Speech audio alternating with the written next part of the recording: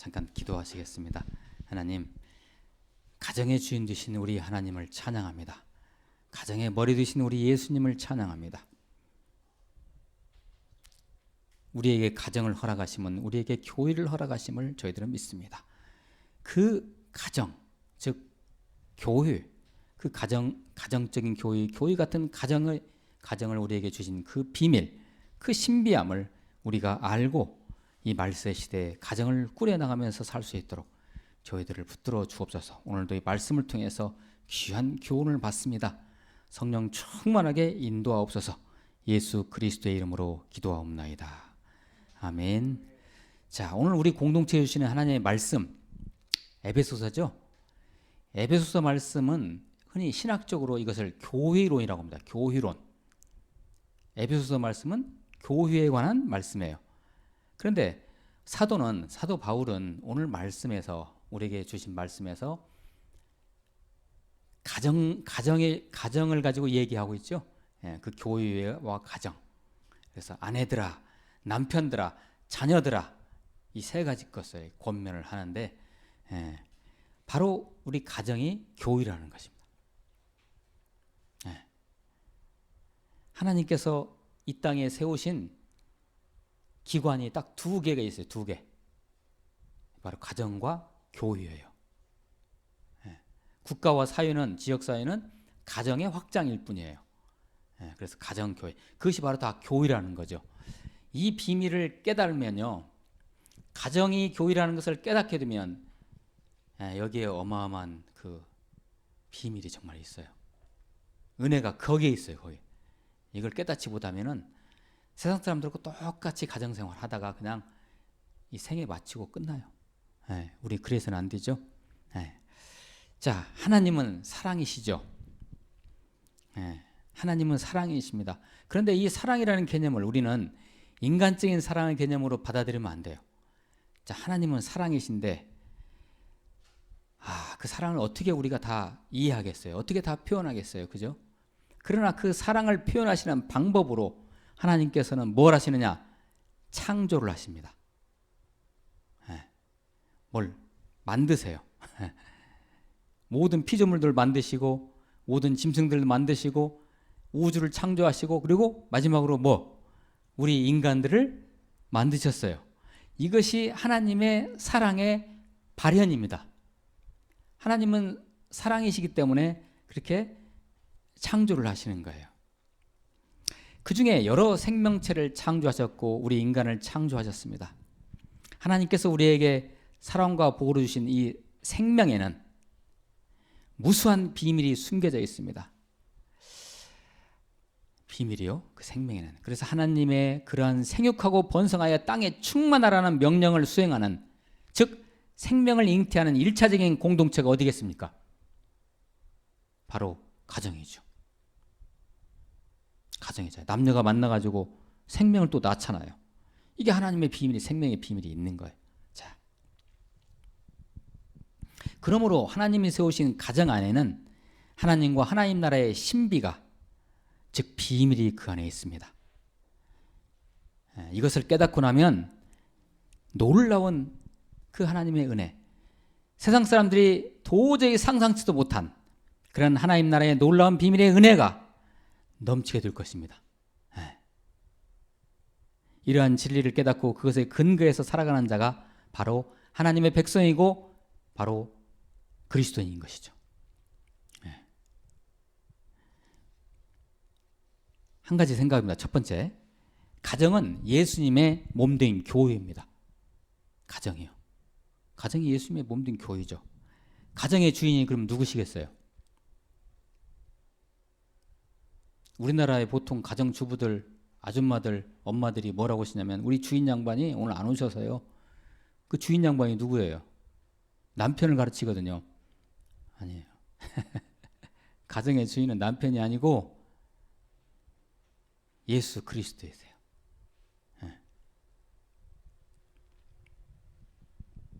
오늘 말씀 26절, 27절 말씀을 잠깐 보세요.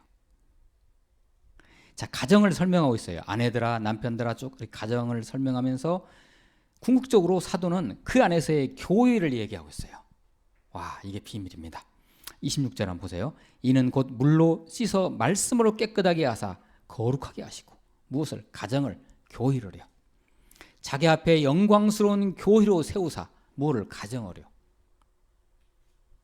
자기 앞에 영광스러운 교회로 세우사 티나 주름 잡힌 것이나 이런 것들이 없이 거룩하고 흠이 없게 하려 하심이라. 그래서 하나님은 가정을 통해서 하나님의 교회의 비밀을 또 보여주시는 거죠.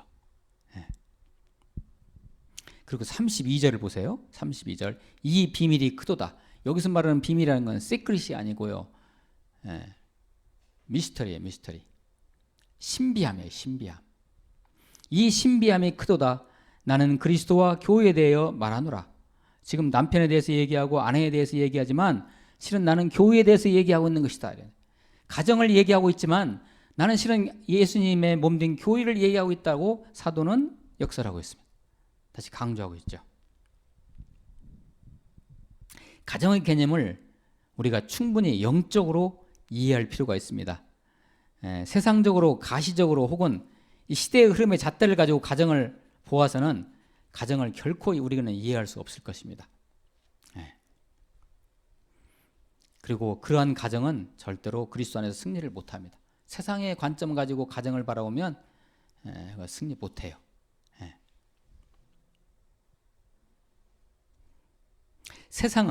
세상의 풍조는요. 세상의 풍조는 가정을 무슨 뭐 공동체 모이는 훈련장이나 그냥 공동체로 모이는 어떤 그룹이나 또는 애정을 서로 나누고 그 결과로 그저 살아가는 만남의 장점으로 생각하죠. 그렇죠? 물론 혈연으로 끈끈하게 연결되어 있지만 다시 말씀드립니다. 가정은 예수님의 몸된 교회입니다. 그 가정의 머리가 누구십니까? 예수 그리스도이시죠.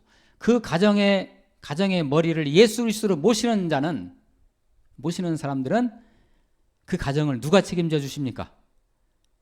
예수 그리스도께서, 하나님께서 책임져 주시죠. 그 가정의 주인이 남편이거나 그 가정의 주인이 아내이거나 그 가정의 주인이 자녀이거나 그러면 그 가정 교회는 엉뚱한 데로 갑니다. 자, 두 번째, 특히 우리 한국 사람들에게 해당되는 얘기인데요. 우리나라의 가정에서는 전통적인 유교적인 관념이 사라져야 됩니다.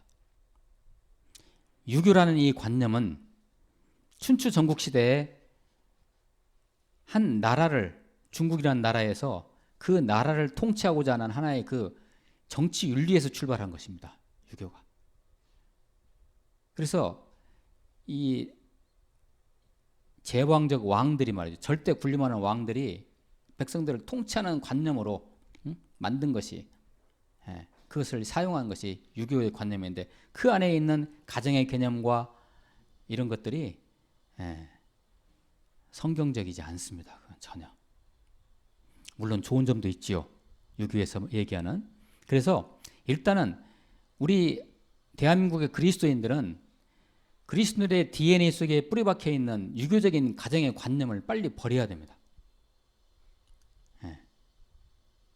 몇 가지만 말씀을 한번 나눠볼까? 오늘 말씀을 가지고 제가 이제 우리 같이 한번 나눠봤으면 좋겠어요.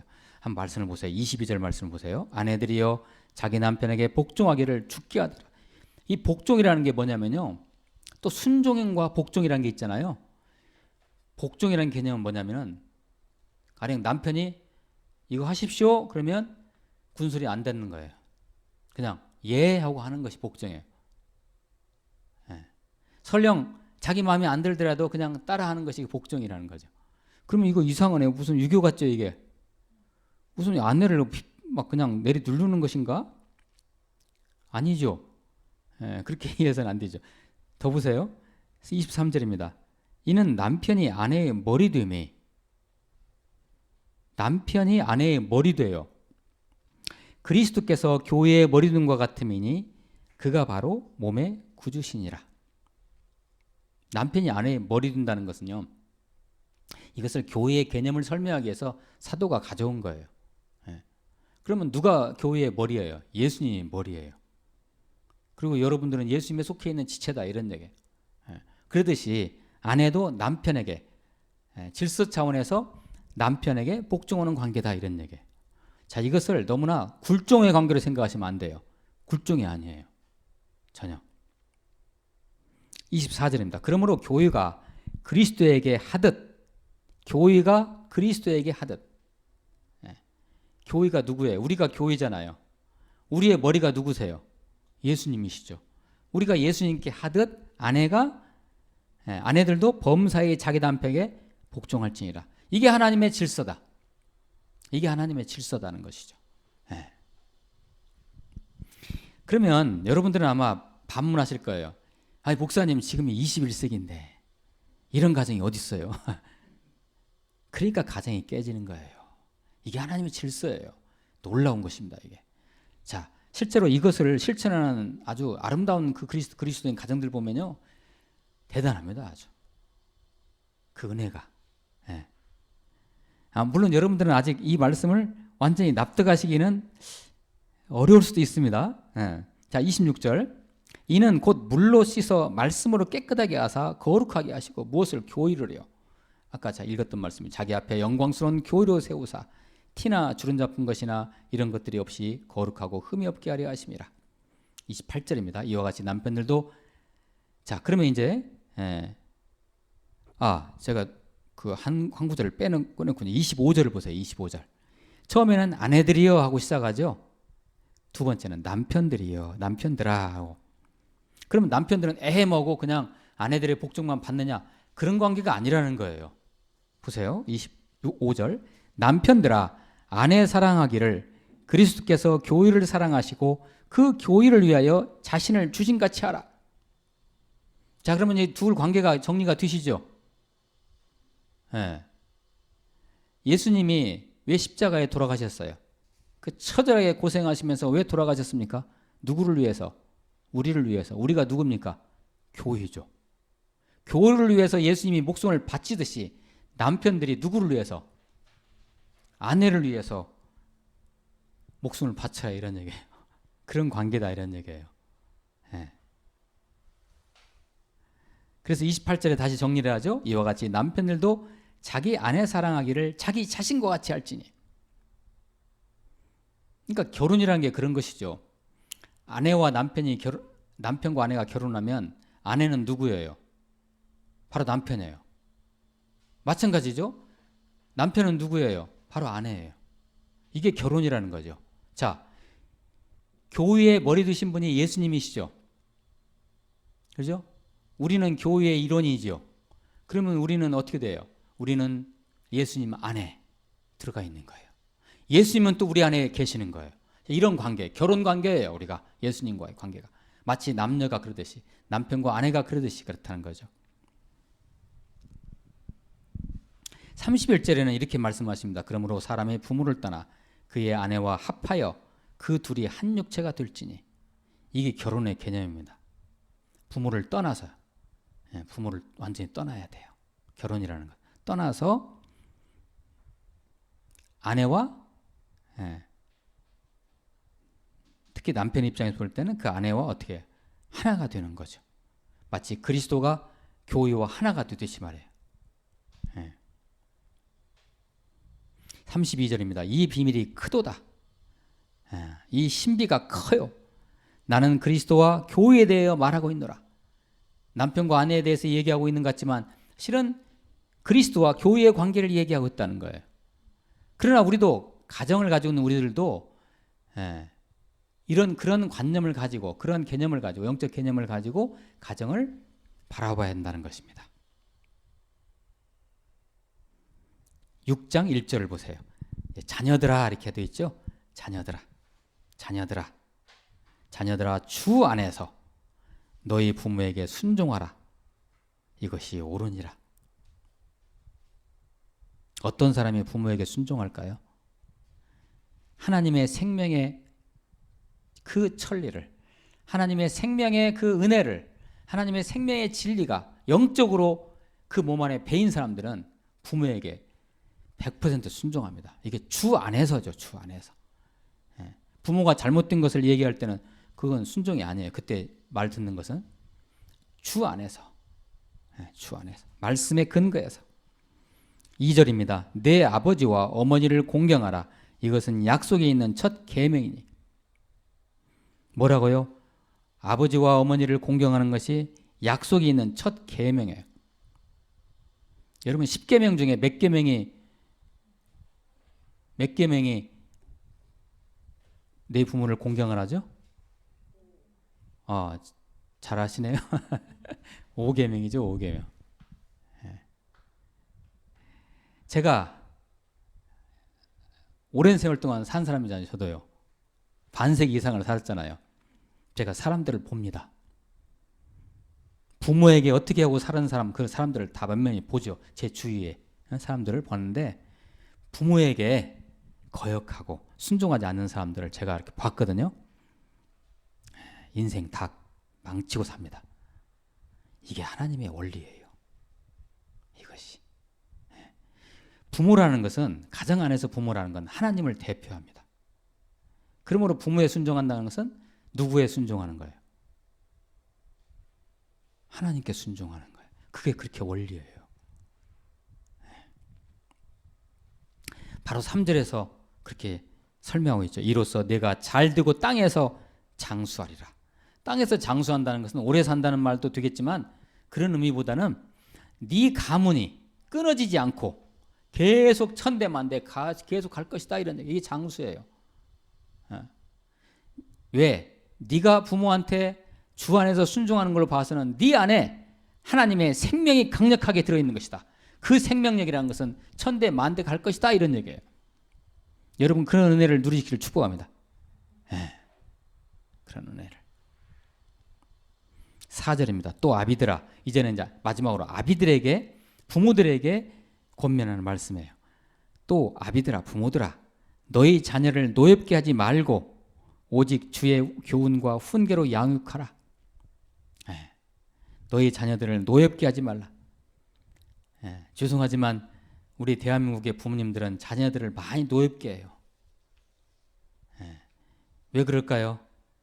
자녀들을 자기 것이라고 생각해요. 아닙니다. 하나님의 자녀입니다.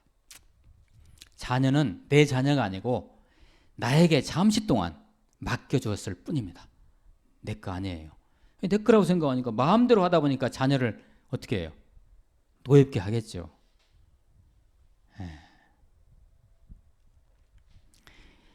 자, 우리는 이 가정에 대해서요.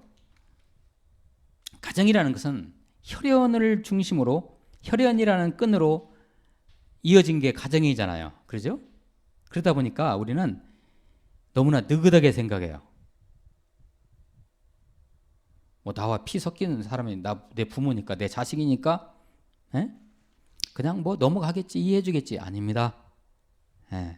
이런 생각을, 이런 아니한 생각을 하게 되면 가정이 깨집니다. 가족이니까 모든 것이 그냥 이해되고 넘어가겠지라고 생각합니다. 여러분, 이것이 바로 가정이 낳는 비극의 출발점입니다. 긴장해야 합니다. 가정은. 물론 가정은 내가 안식하고 기대는 곳이죠. 힘들 때 내가 기댈 수 있는 곳이 어디겠어요? 이 세상에서. 가정이죠. 그러나 이곳은 나의 또 다른 사역지라는 것을 잊어서는 안 됩니다. 가정이 뭐라고요?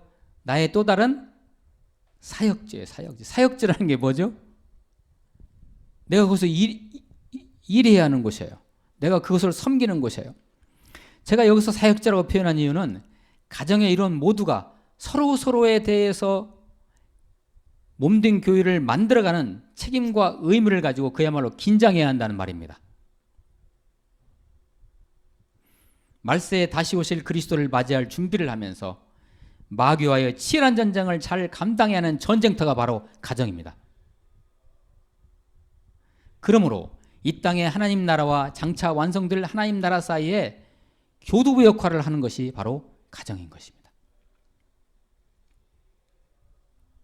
사랑하는 우리 무두교회 동역자 지체 여러분, 가정은 교회라고 말씀드렸죠? 가정은 교회이기 때문에 마귀가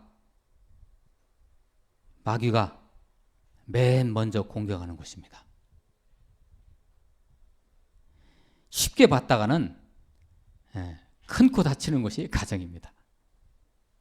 사람들이 다 쉽게 생각해요. 그러니까 가정이 힘들어요. 너무 가정생활이 힘든 거예요. 사이. 현대 서구 사회나 일본, 우리 한국, 심지어 이제 동남아 국가들에까지도 가정 파괴 현상이 지금 두드러지고 있습니다. 아주. 그래서 그러는 거예요. 자, 이제 말씀을 마무리합니다. 가정은 교회입니다.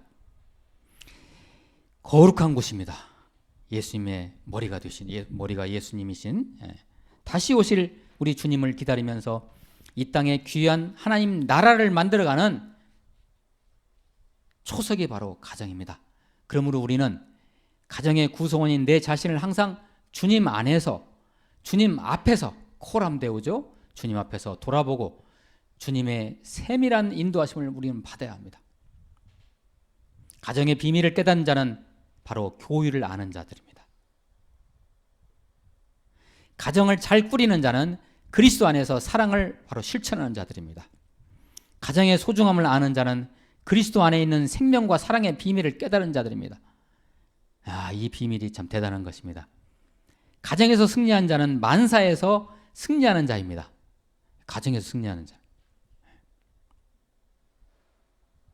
훗날 주님 다시 오실 때 주님으로부터 착하고 충성된 종아 라는 이런 호칭을 드려야 되지 않습니까? 그죠? 그러려면 먼저 가정에서부터요. 이러한 모든 비밀을 깨달으시고 반드시 승리하시는 저와 여러분 되시기를 예수 그리스도 이름으로 축복합니다. 기도하시겠습니다. 하나님, 우리의 가정을 지켜 주시옵소서. 우리의 가정을 은혜로 충만케 하여 주시옵소서. 항상 성령 충만한 가정으로 인도하시고 가정의 교회라는 것을 잊지 않고 끝까지 주님 오실 때까지 승리를 쟁취해내는 저희 가정의 일원이 되게 축복하옵소서. 예수 그리스도의 이름으로 기도하옵나이다. 아멘.